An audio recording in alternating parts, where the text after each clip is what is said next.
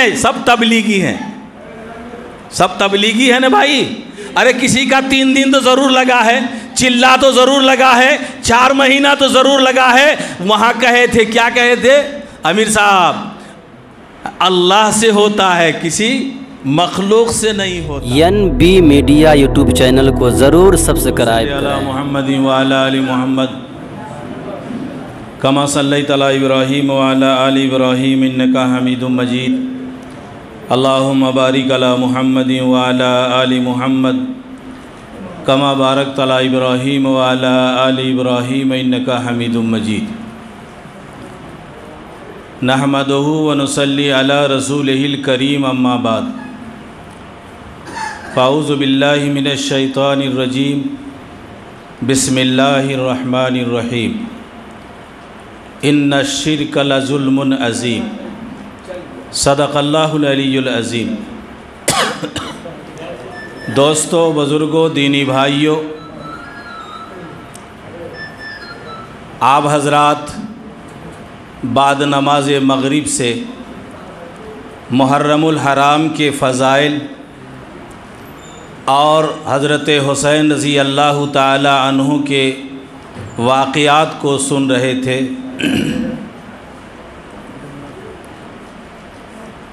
دوستو، بزرگوں، اللہ تبارک و تعالی نے اپنے پاک کلام قرآن مجید کے اندر ارشاد فرمایا کہ میں بندے کا ساری گناہوں کو معاف کر دوں گا، مجھے اختیار ہے، لیکن ایک گناہ ایسا ہے جس کو میں معاف نہیں کروں گا، وہ گناہ شرک ہے۔ محرم الحرام کے اندر ہم اپنے کو حسینی کہتے ہیں، یعنی حضرت حسین رضی اللہ تعالی عنہ کے ماننے والے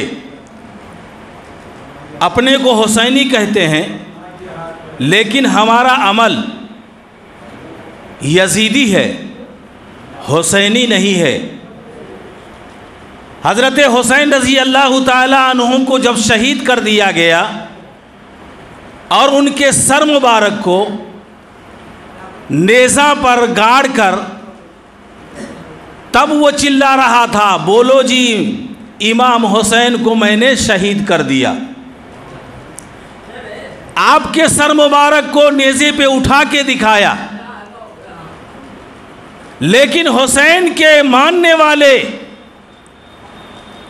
کیا وہی کام کر رہے تھے جو یزیدیوں نے کیا؟ نہیں کیا۔ تو اب ہم فیصلہ کریں کہ ہم یزیدی ہیں یا حسینی ہیں؟ صاف کھلی ہوئی بات ہے کہ ہم حسینی نہیں ہیں، ہم یزیدی ہیں۔ ہم اللہ کے نبی صلی اللہ علیہ وسلم کے نافرمان ہیں۔ یزید اللہ کے نبی صلی اللہ علیہ وسلم کا نافرمان، اللہ کا نافرمان، اور اس کا ساتھ دینے والا ہم مسلمان ہیں اور کہتے ہیں ہم حسینی ہیں۔ یہ کیسے ہوگا؟ کیسے ہوگا؟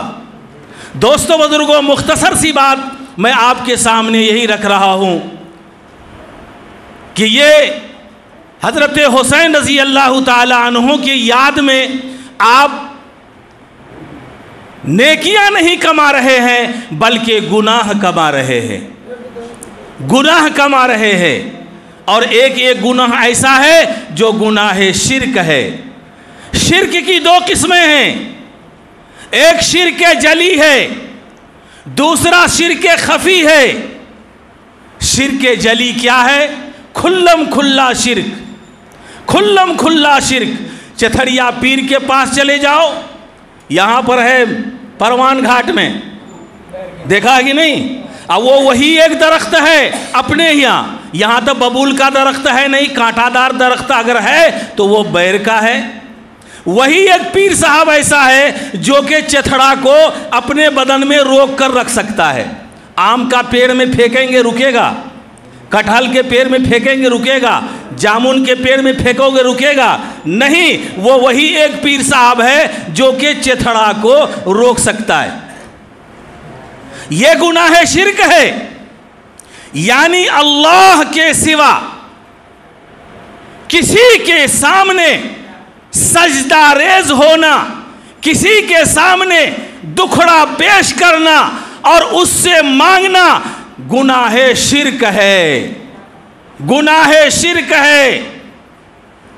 दुलदुल बनाकर उसके सामने अखिया का खीर रखते हैं और उसके बाद कुम्हार के यहाँ से डबरी लाते हैं और उसके बाद फुलहरो लाते हैं, उसके अलावा छोटा छोटा जो है क्या है और बर्तन लाकर किसी में दूध डालते हैं और किसी में पानी डालते हैं और उसके बाद उसको पता नहीं क्या क्या कह करके तब उसको खाते हैं पीते हैं। ये सरासर गलत है, ये बिदअत है और बिदअत गुमराही है और गुमराही का रास्ता जहन्नम है। कहीं कोई रुकावट नहीं है, कोई रुकावट नहीं। इसलिए दोस्तों बुजुर्गों, एक तरफ हम कहते हैं सब तबलीगी हैं, सब तबलीगी है ना भाई। अरे किसी का 3 दिन तो ज़रूर लगा है, चिल्ला तो ज़रूर लगा है, 4 महीना तो ज़रूर लगा है। वहाँ कहे थे, क्या कहे थे अमीर साहब, अल्लाह से होता है, किसी मखलूक से नहीं होता। ला इलाहा इल्लल्लाह, अल्लाह कादिर मुतलक है। इन्नल्लाह अला कुल्ली शैइन कदीर, अल्लाह से होने की यकीन 100% हमारे दिल में दाखिल हो जाए और गैरुल्लाह का होने का यकीन 100% हमारे दिल से क्या हो जाए, निकल जाए। कैसे निकल जाए, कहाँ निकालते हैं, कहाँ निकालते हैं। इसलिए दोस्तों तफसील में नहीं जाना चाहता, वक्त नहीं है। ये गुनाह शिर्क, ये क्या है, शिर्के जली है। और शिर्के खफी क्या है, शिर्के खफी क्या है, एक वाकया मैं आपके सामने पेश करता हूं, अब इससे अंदाजा लगा लेंगे कि शिर्के खफी क्या है। मूसा अलैहिस्सलातु वस्सलाम का ज़माना है। मूसा अलैहिस्सलातु वस्सलाम के आने से पहले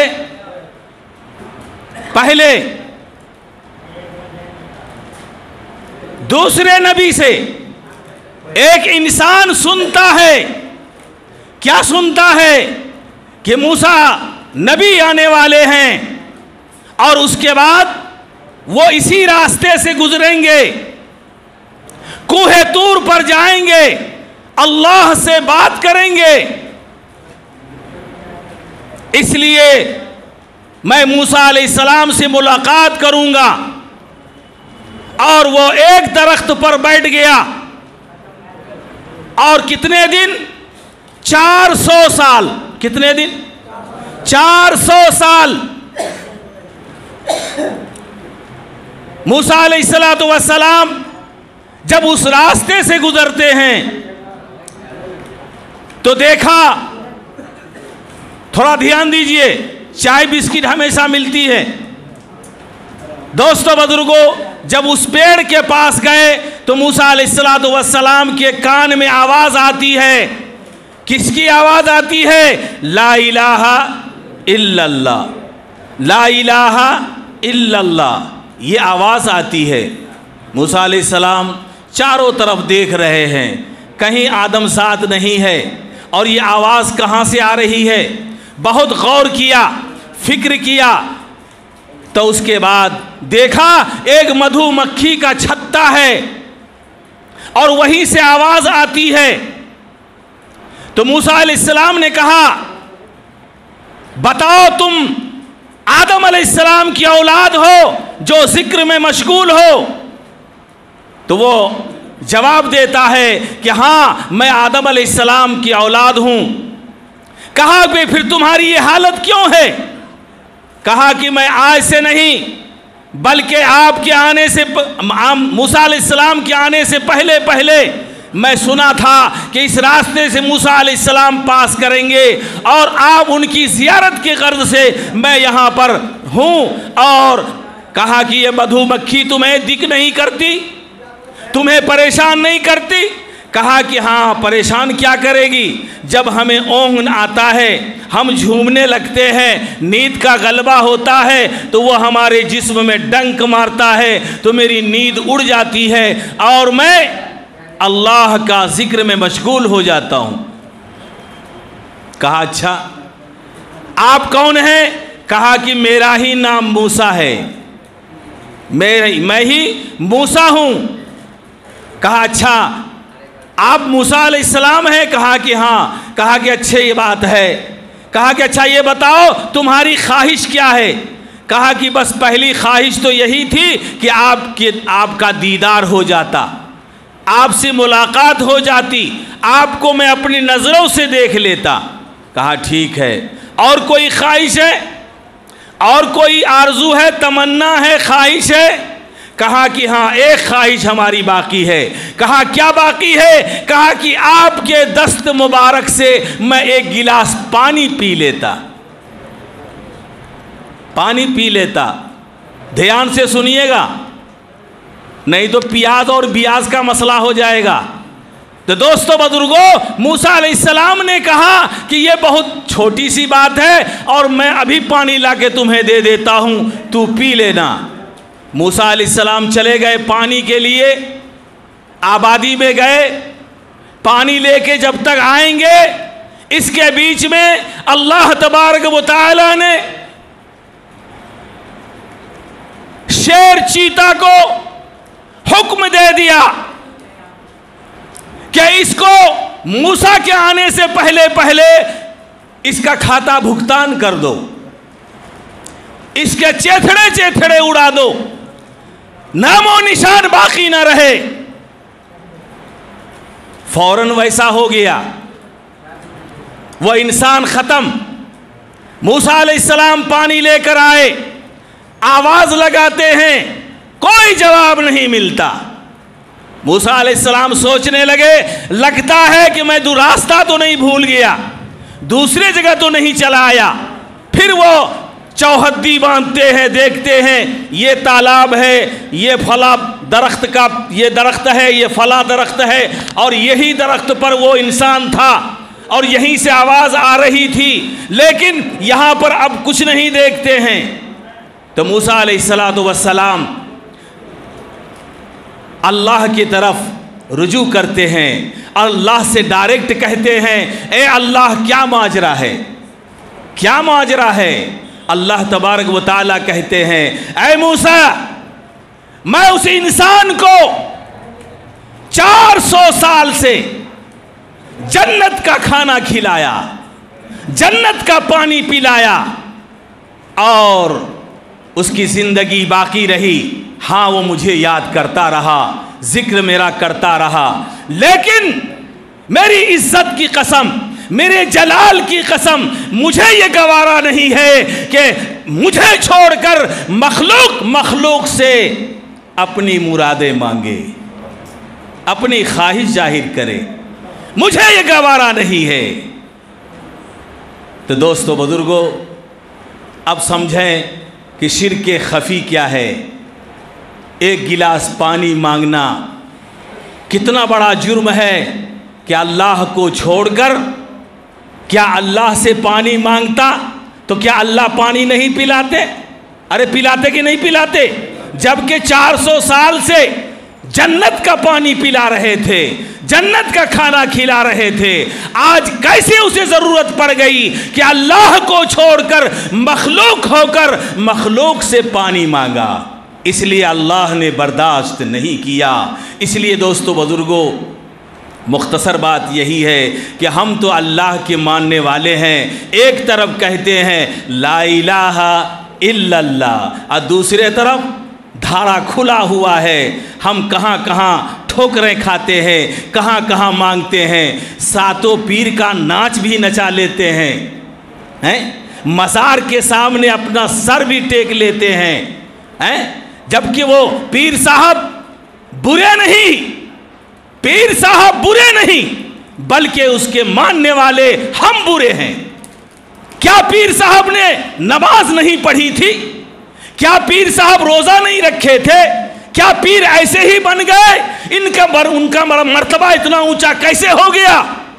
عمل سے زندگی بنتی ہے، جنت بھی جہنم بھی، یہ خاکی اپنی فطرت میں نہ نوری ہے نہ ناری ہے۔ پیر صاحب یہ سبق نہیں دیتے کہ تم نماز نہ پڑھو، تم جھوٹ رات دن بولتے رہو، دغا بازی کرتے رہو، دھوکہ دیتے رہو، دوسرے کو ستاتے رہو، پریشان کرتے رہو، اور میں کہہ دوں گا تو جنت میں چلا جائے گا۔ ہرگز ایسی بات نہیں ہے۔